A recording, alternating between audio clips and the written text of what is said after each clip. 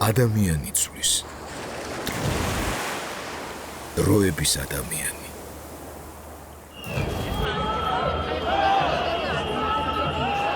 ბავშვობაშივე ჩავერთე პროტესტში, 2001 წელს, ჯერ კიდევ ვიყავი 14 წლის. იმ დღიდან მოყოლებული პრინციპში სულ ქუჩაში ვარ, მიუხედავად იმისა, რომ ყოველ ახალ ხელისუფლებას ხარს უჭერ. მე ვარ მიშა ზაქარიაშვილი, პროფესიას ასევე მომხოლმე. მშვიდობის დროს ვარ სპორტული ჟურნალისტი, ახლა ვარ იურისტი.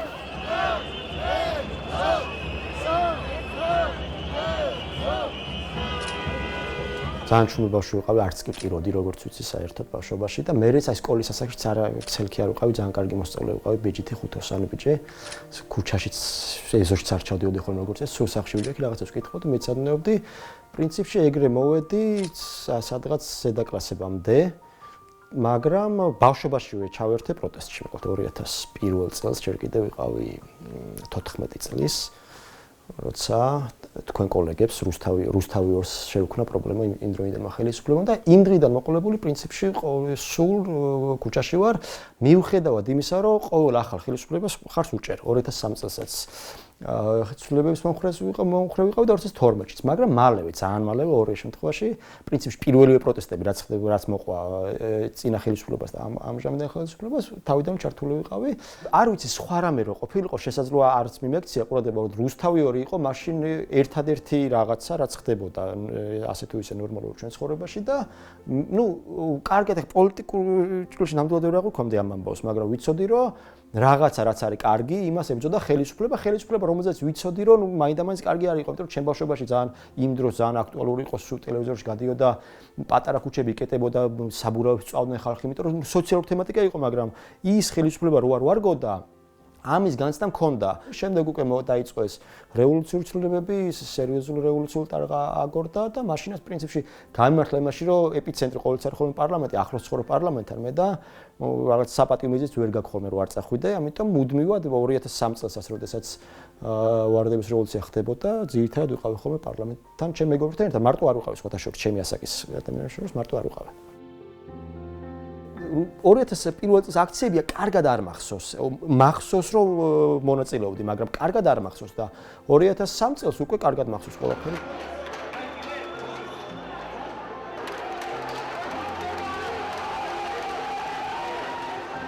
მე უკვე ბოლო წლებში ძალიან აქტიური მოწინააღმდეგე ვიყავი, მით უმეტეს როდესაც იურიდიული განათლება რომ მივიღე, უკვე ადამიანის უფლებები ძამშლოვანი გახდა ჩემთვის და ამ ხრებ მართლა კატასტროფული სიტუაცია იყო და რაღაც დამკვირვებელიც ვიყავი, ქართული ოცნების დამკვირვებელი ვიყავი 2012 წელს ერთ-ერთ უბანზე რაიონში, რის გამოც სხვათა შორის მაშინ ხმა არ მომიწია და დღემდე არასდროს არ მომიწია ხმა ქართული ოცნებისთვის, ეგრე გამოვიდა. მაშინ ვერ მივეცი, იმიტომ რომ უფლება არ მქონდა მაგისი, რადგან დამკვირვებელი ვიყავი და პრინციპში მალევე მივხვდები იმისა, რომ ქართული ოცნება რომ მოვიდა ხელისუფლებაში, მამაჩემი გახდა მინისტრი და პირველი 4 წლის განმავლობაში იყო მინისტრი, მამაჩემის მინისტრობის პერიოდშივე უკვე ვიყავი. პირველი აქციები არ მახსოვს, ეხლა მე მეგობრები რო ვლაპარაკობთ ხოლმე რაღაც ქრონოლოგიას რო აღვეთეთ აქციების, როგორც გამახსენეთ, პირველი იყო ეს საყდრისის ამბავი, რაცეც დაიწყო ქართული ოცნების წინააღმდეგ აქციები და აი დღეს რაღაც Facebook-ზე მემორი რომ მიგდებს ხოლმე ის პერიოდს მახსენებს როგორ იცით რომ რაღაცეები მომწონდა, ანუ რაღაცეებში ჯერ კიდევ ამბობდი რომ ეს ხელისუფლება მაინც ბევრად უკეთესია ვიდრე წინა ხელისუფლება პირველ წლებში თქვა 15 წლამდე 16 წლამდე 17-მდე შეიძლება, მაგრამ კრიტიკა რაღაც ხდება ხოლმე პოსტები რომ დავიწყე 2013-შივე უკვე 2013-შივე და ნელ-ნელა დაიწყო უკვე წამოიწია ეს ქართული ოცნება ნაციონალურ მოძრაობას ცუდ ამბებში გაუთავდა და ბოლო წლებში არჩევნები ესეთ ძალიან აშკარად გაუსწრო.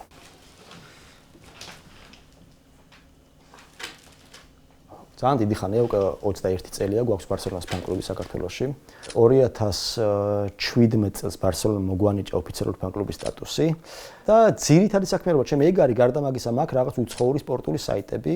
ეგ არის ჩვეულებრივი სიტუაციაში ჩემი საქმიანობა, ფან-კლუბები რაღაც შეკრებას ვაორგანიზებთ, დავდივართ ბარსელონაში ჩავდივართ ხოლმე რაღაც შეხვედრები გვაქვს, მაგრამ ახლა ინდონეზია არის გაჩერებული, რომ რამდენიმე თვის წინ ბარსელონის ლეგენდები იყვნენ ჩამოსულები თბილისში და ბარსელონამ თვითონ დაგვაპატიჟა რაღაც საღამოს შევხვდეთო, ბარსელონის ლეგენდებს თქვენ შეიკრიბეთ გულშემატკივრები, ბარსელონის ლეგენდებიც მოვლენ რაღაც საღამოს ვახშამი ქონდეს ერთმანეთს შევხვდეთო, მაგრამ რაღაც არ მახსოვს აქციას დაემთხვა, რაღაც დირექციას დაემთხვა და ძალიან ესე უცნაურად უთხარით, რომ ქვეყანაში ისეთი რაღაცები ხდება, რომ ეგეთი რაღაცებს არ უცალია თქვა, წარმოიდგინე რონალდინიოა ჩამოსული. და უარს ეუბნები მას შეხვედრაზე, იმიტომ რომ სხვა რეჟიმში ცხოვრობ აბსოლუტურად და მართლაც ეგრე არის ახლა რო ვკვირდები, აბსოლუტურად სხვა რეჟიმზე ვართ გადასულები, არა მარტო საქმის, რამდენიმე დღის წინ ვიყავით იმაზე მარში იყო თბილისის მცველების ხსოვნის მარში და რაღაც 20-25 კილომეტრი ვიართ და მე ზოგადად ძალიან მიყვარს სიარული, მაგრამ ბოლო თვეების განმავლობაში, ბოლო თითქმის ერთ წელს განმავლობაში ეგეთ რაღაცებს ვერ იცოდი და ძალიან ბედნიერი ვიყავი, რომ თან ეგეც გამომივიდა და თან იმ საქმეშიც ჩამეთვალა, რაშიც ახლა ვარ და პრინციპში ვინც ვართ შემორჩენილი პროტესტს აქტიურად გამოხატავს, ყველა აბსოლუტურად მაგ რეჟიმში ვართ, რომ მეტი რაც ხდებოდა მანამდე ჩვენ ცხოვრებაში, არაფერი აღარ ხდება უკვე რა, აღარც ბარსელონა, აქციებიდან უყურებ ხოლმე ბარსელონას თამაშებს, მარშების დროს უყურებ, რაღაც რამდენიმე თამაშის დროს იზოლატორში ვიყავი და არ ვიცოდი შედეგი და მაგაზე ვფიქრობდი რომ გამოვიდოდი რა შედეგი დამხდებოდა და ეს არის რა პრიორიტეტი მაინც ეს. ვერასდროს ვერ წარმოვიდგენდი სხვათა შორის თუ აი ყოველდღიურ ცხოვრებაში ბარსელონაზე წინ რაღაცა დადგებოდა ჩემთვის, აი ვერასდროს ვერ წარმოვიდგენდი მაგას. გულთუკი შეგვიძლია რამით დავმატებოდი 20 კილომეტრი დაგვრჩა? ო, სადღაც 1921 წელს, როდესაც რუსეთმა ჩვენი ოკუპაცია მოახდინა, იმის 100 წლის თავზე კარგმა ხალხმა დაიწყო ასეთი რაღაცა, დაახლოებით კოჯრიდან იწყება მარში და ლილოს აეროპორტის ტერიტორიაზე სრულდება 25 კილომეტრამდე გამოდის დაახლოებით. და უბრალოდ მარში არ არის, იქ არის რაღაც საგამომთბლო, ლექციასავით გვიტარებენ ადამიანები, რომლებიც კარგად არიან ჩახტული დეტალებში აგვიხსენა კონკრეტულ ადგილებს ნახულობთ მაგალითად ვნახეთ ის ადგილი სადაც მარო მაყაშვილი დაიღუპა, სადაც მისი ძმა იბრძოდა რაღაც ერთ-ერთი სანგარი დღემდე არის შემორჩენილი და ეგ ადგილები ვნახეთ და მაგალითად რამდენიმე წლის წინაც ესეთ რაღაცას ვერ წარმოვიდგენთ თუ ასეთ რაღაცებს ჩავერთებოდი, მაგრამ ეხლა თითქოს დამოკიდებულება შეცვლილი მაქვს ზოგადად პროცესებში ქვეყნის მიმართაც შეიძლება ითქვას რომ აი ომში ვარ ნამყოფი 2008 წელს და არც კი დავფიქრდები ისე ვიტყვი რომ შედარება არა დღეს როგორ დამოკიდებულება მაქვს პატრიოტული ქვეყნის მიმართ როგორ მიყვარს ვიდრე მაშინ ოფში ვიყავი პრინციპში მოხალისედ ვიყავი წასული ეგრე გამოვიდა იმიტომ რომ შემეძლო არ წასულიყავი დავრჩი იქ მოხალისედ მაგრამ მაშინდელი დამოკიდებულება დღევანდელი დამოკიდებულება ძალიან განსხვავდება ჩემი აზრით რა მაშინ ეხლა რო უყურებ მაშინ რა ძალიან ბავშვური დამოკიდებულება მქონდა პატრიოტიზმზე და ქვეყანაზე ზოგადად ნელ-ნელა ცდილობენ რომ რაღაცებს შეგაჩვენ და შეგაგუონ და ფიქრობ რომ აი მარო მაყაშვილის და ის 105 წლის წინანდელი ამბებიც ახალი ერთ-ერთი ახალი სამიზნე არის რომ სხვანაირად დაგვანა ხოლმე ის ამბავი 105 წლის წინ რა შემოვიდა ჩვენ რომ დაგვიპყრეს დაგვიხოცეს ხალხი და ოკუპაცია მოახდინეს ჩვენი ქვეყნის ძალიან დიდი ხნით და აი ეგეც სხვათა შორის პირველი ეგეთი შემთხვევა იყო აი მარო მაყაშვილზე შეტევა და მის ხსოვნაზე და აი ამ პერსონაჟის შეტევა იყო პირველად და აქამდე თვითონაც ცდილობდნენ რომ რაღაცნაირად თითქოს დაკავშირებული ყოფილიყვნენ გავიმარჯვებთ სახელოვნად სცადეს კიდეც რომ მათი სლოგანი გამხდარიყო ერთხელ იმდენად უნამოსოდ მოიქცნენ მაგრამ აი ახლა უკვე ის რასაც ზოგადად ხედავთ ხოლმე სხვადასხვა საკითხებთან მიმართებაში ამ საკითხსაც დაიწყეს რომ ახლა შეეცდები რომ ნელ-ნელა ჯერ დაგვავიწყონ ეგ ისტორია გაუფერულონ ასე თქვა და შემდეგ უკვე ალტერნატიული ისტორია შემოგთავაზონ მე ამათი პროტესტი დავიწყე მანამ სანამ მექნებოდა იმის აღქმა რომ ესენი რუსეთის საქმეს აკეთებენ. ეხლა რუსები არიან პირდაპირ იღებენ იმას თუ ეგ მეორე ხარისხია, ჩემთვის იმიტომ რომ ქართველი ადამიანები აკეთებენ რუსეთის საქმეს. ეხლა იმას გვარი რა გვარი აქვს და ვისგან იღებს მითითება საერთოდ არ მაინტერესებს. და აი მაქამდე მოხდა ჩემი ამ პროტესტში ჩართვა და აი ახლა მე არ მაქვს იმის დღეს რაღაც დღეებს რო ვითოთ რომ 450 დღე გავიდა და რაღაცა მაგის ახლა მე არ მაქვს იმიტომ რომ ბევრად ადრე დაიწყო ჩემთვის ეს უწყვეტი პროტესტი ყველა პროტესტში ვიღებ მონაწილეობას წლებია უკვე 28 ნოემბერს არაფერი ესეთი ახალი არ მოხდა რა ჩემთვის არჩევნებში ძალიან 2024 ოქტომბრის არჩევნებში საპარლამენტო არჩევნებში ძალიან აქტიურად ვიყავი ჩართული საორგანიზაციო საკითხებშიც შემდეგ უკვე პროტესტშიც და 28 ნოემბერიდან დაწყებული რაც ხდება უბრალოდ უწყვეტი არის თორე რაღაცა განსაკუთრებული რო გითხრათ აი რო დავინახე რომ ესენი რუსების ინტერესებს ატარებენ მაგის გამო რაღაცა განსაკუთრებული მოხდა ნუ მათ მიმართ დამოკიდებულება შეიცვალა პიროვნულად კი ბატონო მაგრამ თუ თავიდან თქვა 2013 წლიდან მოყოლებული ნელ-ნელა მაინდა-მაინც შეიძლება ძალიან აქტიური არ ვიყავი ამ ამბავში, მაგრამ აი სადღაც 2015-დან სავარაუდოდ უკვე 100% ვიყავი ჩართული რაც კი შეიძლება. ჯერ გავიხსენებ 2015 წელს ამბავს, რომელიც არ იყო პოლიტიკური, უბრალოდ მაგან მე რაღაც დიდი გავლენა მოახდინა 2015 წელს დამაკავეს, ცოტა ხნით რამდენიმე საათით, ქუჩაში ლუდის დალევა დამაბრალეს. ამაზე პრეტენზია გამოთქვი და ვინც მითხრა რომ დაგინახე რომ ლუდიდალიო უთხარ მატყვა და მე ნახარ თქო და ეგ აღარ მითხრა თორე დაგაკავებოდა რა თქმა უნდა გავუმეორე და არაფერი. უბრალოდ მად რა მოხდა საინტერესო. იზოლატორში ვერ შემიყვანეს იმიტომ რომ იმ დროს მამა იყო მინისტრი და ღამე იყო ხა მე მგონი მამამ დღემდე არის ეს გამბავი რომ მაშინ დაკავებული ვიყავი და ღამე იყო როგორც ჩანს ეგ მინისტრი ვერ გააღვიძეს რომ ვიღაც თავისი მინისტრის ვერ გააღვიძა შინაგან საქმეებში და მთელი ღამის განმავლობაში დამატარებდნენ აქეთ-იქით ამაკანეთ და ეს ჩემთო წინ გახსნდნენ მამას სურათს კომპიუტერში და ძალიან დაბნეულები იყვნენ ვერ ჩამოყალიბდა რა უნდა ეკრათ რომ დააკავო და მე რაღაც პრობლემა შეგექმნას მაგის გამო და არ დააკავო ეგეც ძალიან ის იყო მოკლედ გადაწდა რომ ვერ მაკავებენ და უნდა გამიშვან და მომიტანეს ხელწერილი სადაც ეწერა რომ რაღაც გამოცხადები სასამართლო დაბარებისთანავე და ხელს თუ მოწერთ მიშვა და მად მივხვდი ეს ასეთ რაღაცას რომ აქამდე ძალაუფლება იყო იმათ ხარეს მათ გადაწყვიტეს რომ დამეკავებენ და ახლა მე მწყვეთ როდის გამოშვებენ და როდის არა ამათ მორიგეობა უკვე დამთავრებულია ძალიან არ უნდათ რომ კიდე იმას რომ იმიტომ სახში მიდიან რაღაც შვილი ელოდება ხალხს დილა თენდება უკვე და მივხვდი რომ აქ უკვე ძალაუფლება ჩემ ხელში არის და არ მოგიწერთ მეთქი ხელს თქო და სავარაუდოდ მათ კარში პირველდება მოხდა რაღაც იმიტომ რომ ადამიანს უშვებენ დაკავებული ყავთ უშვებენ და უარსამოს და ის გაკვირვებულება მითხრეს რომ თუ არ მოგიწერო ხალხს ვერ გაგიშვებთო და ოკეი ვიყოთ მე არა პრობლემა თქი და კიდე რამდენიმე საათი მათთან გავჩერდ მანქანაში თან თავზე გეულებიან სიგარეტი მინდა გამომოგაწევინებენ ხაჭაპური მინდა წავლენ გიყიდიან და თან ვერ გიშვებენ ვერანაირად რა და უკვე ბოლოს ერთ-ერთმა მთხოვა რომ სოშვილი მელოდებაო სახშო დიდი ხანია დამთავრდაო ჩემი მორიგეობა და გთხოვო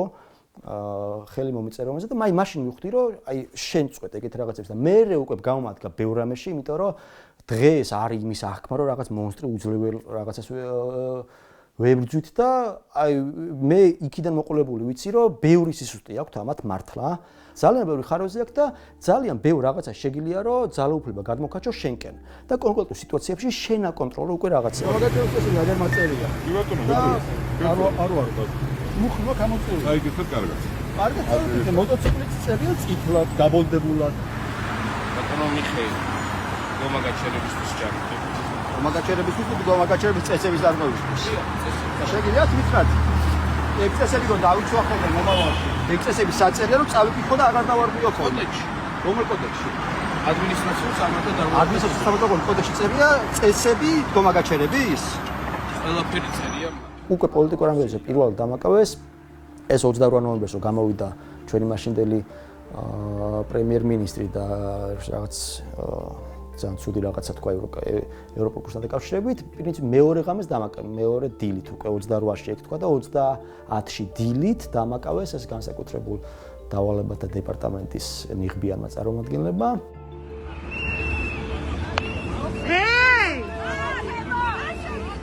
ცოტა მირტყეს ორი დღით ჩამსვეს ციხეში და მე დამაჯერმეს 2100 ლარით მაგის გამო ამ ყველაფრის გამო და ეგ იყო პირველი გამოცდილება ჩემი მეორე და კალბ ერთ წელს მერე იყო ისიც ნოემბერში 2005 წელს 25 წელს ეგ იყო მადაც პრინციპში მოხდა ესეთი რაღაცა რომ ბევრი ვაწვეთ თავი პირბადებზე იმაშვებოდი და აი მერე გავიგე დაკავების მერე გავიგე რომ მაგაც ძალიან განიცდნენ პოლიციელები იმიტომ რომ სასამართლოში ქვემოთ დილეგი სადაც არის იქ გავიცანი ერთ-ერთი პოლიციელი რომელმაც მიცნო და მითხრა რომ აი პირბადებზე რომ დადი ოქმებს გიდენდნენ რომ იქ სულ ვერ იდებოდიო რომ მაგ ტერიტორიაზე არ გამოჩენილიყავი არ მინდოდაო რომ მაგ ამბავში მოხდრილიყავი და ერთხელ ვერ ავწდიო მაგ ამბავს და მომიწეო და იქ როგორ იყო იცით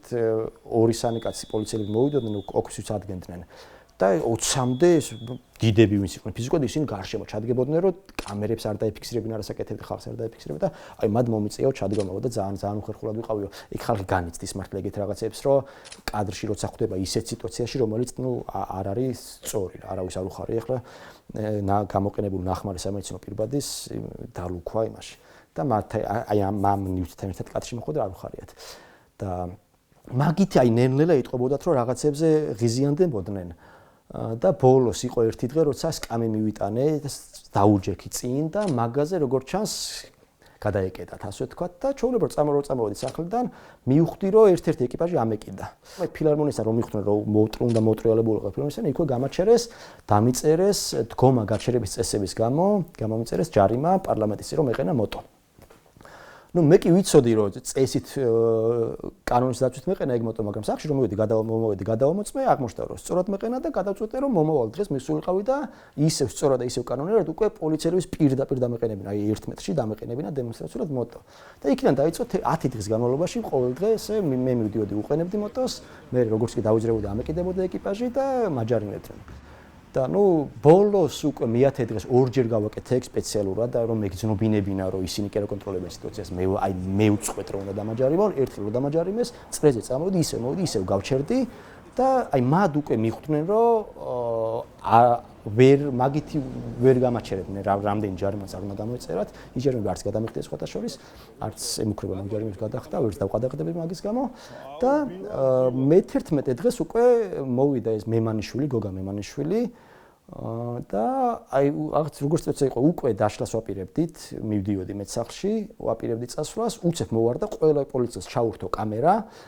და მეკითხება ასეთ რაღაცას კამერების დასანახად რატომ არ ემორჩილები როდესაც გეუბნებია რომ მოპედი წაიყვანოო და აქამდე ეგეთი მოწოდება არასდროს არ ყოფილა რომ მოპედი წამეყვანა მოტო წამეყვანა და ცოტა მაგ შენიშნავ მივიცი რომ მოპედი არ არის ეს მოტოა და შემდეგში იგივე შეცდომა აღარ დაუშვა თქო და მეთქი ვინ მითხრა მეთქი რომ წავიყვან თქო და აი ახლა გეუბნებიო რა და კაი მეთქი წავიყვან თქო და დავიძარი აი როგორც ერთი ნაბიჯი გადავდგი ვეუბნები რომ თან სანამ წავიყვან იქნებ მიხსნათ მეთქი სამართლებრივი საფუძველი რატომ მომეთქი და ესე იგი არ მემორჩილა და ჩამავლა ხოლმე და წამიყვანა და როგორც მე გარიყო აი ეს სცენა დადგმული იყო მე სასამართლოზე რომ მოიტანთ ვიდეო სადაც ისმის რომ გოგა მამაშვილი მეუბნება რომ რატო არ ემორჩილები და მეც მეთქვა რომ არ ვემორჩილები და ეგ ქონათ დადგმული მაგრამ არ გამოვიდათ სასამართლოში მოიტანეს უხმო ვიდეო სადაც უბრალოდ ჩანს რომ გოგა მამაშვილი მოდის ტროტუარზე დგავარ კიდებს ხელს და მივყავარ და რო ვკითხე შინაგან სოფთა სამისოს წარმომადგენელს ეს რის სიმტკიცებულებაა რა ჩანს ამ ვიდეოზე ეს არის იმის მტკიცებულება რომ დაგაკავესო რა ანუ რა ვიცი ხელბორკილებით მიმიყვანეს სასამართლოში პოლიციელებმა და როგორც აღმოჩნდა კიდე მტკიცებულება ჭირდებათ რომ იმ მომენტში ვარ დაკავებული მე მოსამართლემ ჩამიწერა რომ ვიდეო მტკიცებულება არსებობს სადაც არ ღვევსო მიხეილ ზაქარიაშვილი განვასო ნუ თვითონ შინაგან სოფთა სამის რომ თქვა რომ არ საერთოდ ეგ იყო პირველი შემთხვევა თორიკე ქოჩქიანი იყო მოსამართლე როცა მოსამართლის დაჭირდა მოწმის ჩვენებების და პირადად ჩემი ჩვენების გაყალბება ანუ სასამართლოზე რაც მოხდა მოიყვანეს სრულმოწმეები რომლებიც იქ არ იყვნენ და აი რაც მოიტყვეს სრულმოწმეებმა და რაც ილაპარაკეს მაგის გათვალისწინებითაც კი ვიყავი მართალი პრინციპში ეს ლაკატი გამოხალწავს ზოგადად რასაც ვაკეთებ ხოლმე და ამ პაკეტით ვიყავი შარშან თებერვალში თბილისის შემოსასვლელი უნდა გადაგვეკეტა წინა დღეს მიიღეს კანონი რომ დაგვიჭერდნენ მოკლედ და იმაში მივედი ამითი და არ გამოგვივიდა არაფერი ეს შემდეგი დაკავება ჯერჯერობით ბოლო დაკავება იყო ეგ ამბავი 17 დეკემბერს როდესაც ვიდექი რუსთაველზე ეს იყო სხვათა შორის ბანერი მიჭირა სადაც გოგა მემენაშვილს ვასწავლი წერა კითხვას ეგ კადრი მოხდა მაშინ მტკიცებულებებში და დამიბარე სასამართლოში 26 დეკემბერს გაიმართა პირველი სხდომა ერთ-ერთი ყველაზე სახალისო სხდომა იყო რაც კი ოდესმე მქონია და ბოლო თვეებში ძალიან ბევრი სხდომა მქონია რა ვიცი 50-ზე მეტი ადამიანის ინტერესებს წარმოადგენს სასამართლოში და უამრავი სხდომა მქონია და ეს იყო არ ვიცი ეგეთი რაღაცა ვერც კი წარმომედგინა ზვიად ცეკვავა არის ადამიანი რომელიც ვერც კი წარმომედგინა თუ იცინოდა და ამ სხდომაზე ნუ ვერაფრით ვერ იგი ძალიან უჭირდა რომ სიცილის შეეკებინა ისეთი რა მაგალითად მაგ სხდომაზე მითხრა შინაგან საქმეთა სამისოს წარმომადგენელმა ბუბა ნაჭყებიამ რომ ფასადზე იარეთო ანუ რო კითხე რომ სად უნდა ანუ იქ სიტუაცია იყო ასეთი რომ კადრებში ისმის რომ პოლიცია მოგვიწოდებს რომ გადადითო მაგრამ არ გვეუბნება სად უნდა გადახვიდეთ და ამ ბუბა ნაჭყებას ვეკითხები რომ აი სად უნდა გადასულიყავით თქო და უცებ მეუბნება რომ ფასადზეო და ვიფიქრე რომ ალბათ სიტყვა შეეშალა იმიტომ რომ ხა სასამართლოს შეიძლება ყველას მოგწვდოს დაძაბული სიტუაცია და შეიძლება სიტყვა შეგეშალოს მაგრამ ვიფიქრე არ დავინდობ მეთქი რატო უნდა დავინდო თქო და გაუგზელე ამაზე რომ ფასადზე ვერულით მეთქი სპაიდერმენები არ ვართ თქო და რატო უნდა იაროთო დადექითო ფასადზეო და მათ მივხვდი რომ ნუ აი ფასადს გულისხმობს მართლა რა პარლამენტის წინა ფასადიო მაგავე სხდომაზე მოხდა ის რომ აი სხვა 23 ადამიანი ვიყავით პირველ ეტაპზე დაბარებულები სასამართლოში და დანარჩენ 22 შემთხვევაში შინაგან საქმეთა სამინისტრო ამბობდა რომ ვიღაცა დაზრალებულები არსებობენ მას პასუხი უნდა მიგეღოთ შესესესგან აქ შესესე მაგიარა რომ პასუხი არ უნდა რო შემოიტანეო განცხადება მე შეტანილი მქონდა განცხადება 47 განცხადება 46 განცხადება მქონდა მაგ დღეზე კონკრეტულად შეტანილი რო შემოიტანეო განცხადებაო კი ბატონო გიდასტურებთო რომ არ უნდა დალოდებოითო პასუხს, რომ არ იყო სავალდებულო და ჩემ შემთხვევაში ბუბანაჭყებია თქვა ასეთი რაღაცა, რომ ვკითხე, რომ კი, მაგრამ ვინ არის დაზარალებული, ვის შევუქმენი დაბრკოლება, ანუ კანონი გძალავს როგორ რაღაცას, რომ განზრახ არ უნდა შევქმნა ადამიანებს დაბრკოლება. რაც თავისთავად არაფერი ტრაგედია ამაში არ არის. მე თუ მართლა მივდივარ აქციაზე იმ განზრახვით, რომ იქ ვიღაცებს დაბრკოლება შევქმნა, კი ბატონო, ამაზე შესაძლოა, რომ ჩემი ციხეში გაშვება სისულელია, მაგრამ დაჯარიმება, მაგრამ განზრახვა უნდა იყოს აშკარა რა. და რო ვკითხე, რომ კი, მაგრამ ვის შეუქმნა დაბრკოლება, პირდაპირ მითხრა, რომ არავის არ შეგიქმნიაო დაბრკოლება და არც არის აუცილებელი, რომ ვინმე ადამიანი არსებობს, რომ დაბრკოლება შეუქმნა იმისათვის, რომ სამართალდარღვევად იყო ცნობილიო და სამართალდარღვევა ნიშნავს გარანტირებული ციხეს ამ შემთხვევაში, არც ჯარიმა აქვს, ამას არც გაფრთხილება არაფერი. და ორი სასამართლო შეხვედრა გაიმართა, ორივე ასეთ სიძილ ხარხარში წარიმართა და მესამეზე უკვე 23 იანვარს ბატონმა ზვიეცეკო მომისაჯა 5-დღიანი პატიმრობა ტროტუარზე დგომის გამო. ისიც დამწინოდა მაგას.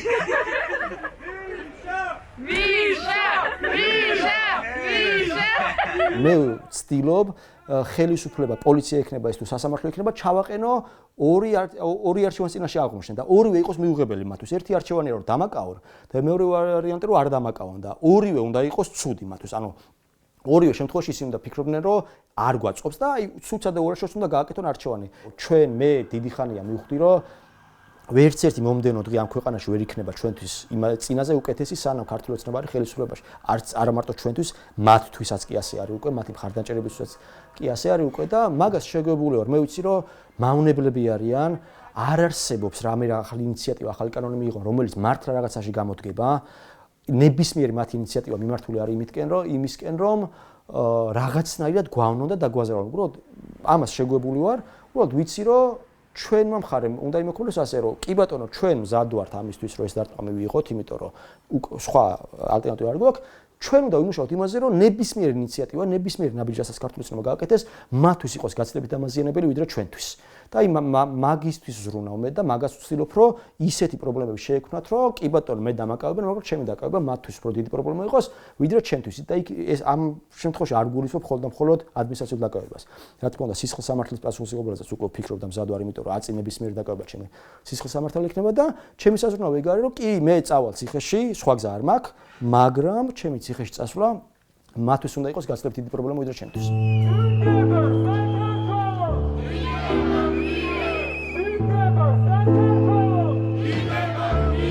თუ კი რამის იმედი მაქვს და თუ აი კონკრეტული დახალშესახები რაც შემიძლია თქვა, რომ არის ის, რომ რასაც აქამდე ქართულმა ოცნებამ მიაღწია, ყველაფერი არის ჩვენი ბრალი. მე არ მჯერა, რომ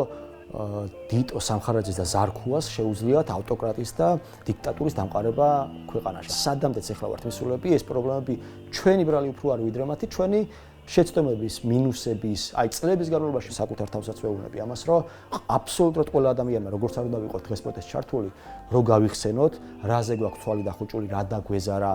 რა ვერ აღვიქვით სწორად, გარეთ რო ციო და არ გავედი, გარეთ რო ცხელო და არ გავედი, სამოგზაურო წასვლა ვამჯობინე, რომ აქციაზე წავსულიყავი, ხმა მომეღო, გამოცდაზე წასვლა ვამჯობინე იმას, რომ უნივერსიტეტი როგორც სტუდენტს ხმა მომეღო, მაგით მოვედით აქამდე მეტი არაფერთ რა. მე მაქვს ასე დამოკიდებულება. მე ვარ რაღაცა ბრძოლაში, გარავწოდე რაღაცა ბრძოლაში ვიყო და ჩემთვის თავარია რომ ამ ბრძოლაში ვიყო ბოლომდე და არ გავჩერდი, არ დავნებდე. ანუ ახლა რომ დავნებდე, იქნები რა სასაცილო სიტუაციაში ჩავიდეთ თავს, იმიტომ რომ რავი სამჯერ დამიჭირეს, რამდენიმე 1000 ლარი დამაჯარიმეს და აწი რაღაც ვნებდები, მაშინ თავიდან დავნებებულიყავი, ხო, აღარც ის ჯარიმები მექნებოდა. არც ყადაღის საფრთხის ქვეშ ვიქნებოდი, არც დამიჭერდნენ და ვიქნებოდი, თუ უნდა დავნებებულიყავი, მაშინ თავიდან დროზე უნდა დავნებებულიყავი. ბევრ რაღაცას შევედით უკვე, ბევრ რაღაცა დავთმეთ იმისათვის, რომ ეხლა უკან დავიხედა. ჩემთვის აი საკმარისი რა არის ყოველდღე. ყოველდღიურად რომ ვიღვიძებ და ვეუბნები საკუთარ თავს, რომ ამიშა ისე ვიბრძვით და ისე არ დავნებებული ვართ, ეს ჩემთვის საკმარისი იმისათვის, რომ თავი ვიგრძნო კარგად. და გასაგებია და მე მესმის იმ ადამიანებს, რომლებიც თქვათ ქვეყანა წასვლაც უნდათ, ან აქაც ცდილობენ რომ პროტესტ ჩაიხსნან იმის გამო, რომ რაღაცა დონის კომფორტი შეიქმნან, ვიღაცას უნდა რომ შვილი ყოველ საღამოს მაკდონალდში ატაროს, რაღაც ხელფასი ქონდეს სამსახური შეინარჩუნოს. კი ბატონო, მესმის მაგათი, ჩემთვის ეს არ არის მნიშვნელოვანი, ჩემთვის აი ის არის მნიშვნელოვანი, რაც ვთქვი, რომ ჩემ თავს დავაჯერო ისე ბრძოლაში ვარ. უბრალოდ იმ ადამიანებს უნდა უთხრა, რომ ასე ვერ გაგრძელდება. იმ სამსახურს, რომელსაც უფრთხილებენ აუცილებლად დაკარგავენ, იმ შემოსავალსაც აუცილებლად დაკარგავენ, თუ კი რამე ხდება მათ ცხოვრებაში, აი ყველას შეეხრენ მართლა, ხო ახლა ადგნენ და 6 წელზე ძველი მანქანები ვინც არისო, ეს ხო აბსოლუტურად ყველას ეხება, ეს ხო არ არის, რომ აქციაზე ვინც დგას იმ ხალხს ეხება, ყველას შეეხებენ ადათო გვიან და მე არ მაქვს ხოლმე ასეთი დამოკიდებულება, რომ რაღა აი გავიმარჯვებთ, თავის თავად რაღაცა მოხდება, რომ ეკითხებიან ხოლმე რა გვეშველება, ვეუბნები რომ არაფერი არ გვეშველება თავისით. ჩვენ უნდა უშველოთ ჩვენ თავს, ისტორია გვასწავლის, რომ ყოველთვის გადავრჩით ძალიან ბევრ რაღაცას გავუძლებთ, მაგრამ თავისთავად არაფერი არ მოხდა, ვიღაცა გმირები ყავდა მაშინ და ვიღაცების არც ვიცით სახელები, ვიღაცების ვიცით და იმ ადამიანებმა მოიტანეს. ასე თავისთავად არაფერი არ მოხდა რა. რამდენიმე ერთი წლის წინ ალბათ რაღაც ესეთი მესიჯი მოგვეწონა ყველას, რომ ჩიტებს ფრენა არ აუწყდებათ და აბა დავფიქრდეთ, გალიაში რომ გამოვკეთოთ ჩიტი და თუ არ ეცდება ის რომ გალიაში იფრინოს თვეების და წლების განმავლობაში დაждდეს უბრალოდ არც კი ეცადოს უფრო და იქნიოს დაავიწყდებათ რომ რა თქმა უნდა დაავიწყდება ფრენა და ჩვენც არ შევეცდებით რომ ვიძველოთ თავისუფლებისთვის საერთოდ დაგვაუწყდება ეს გაგება რას ნიშნავს თავისუფლება თუ გავჩერდებით გარანტირებულად ვერ გავიმარჯვებთ და თუ არ გავჩერდებით გარანტირებულად გავიმარჯვებთ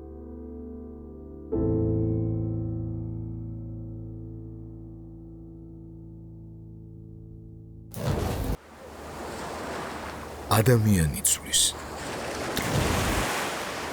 დროების ადამიანი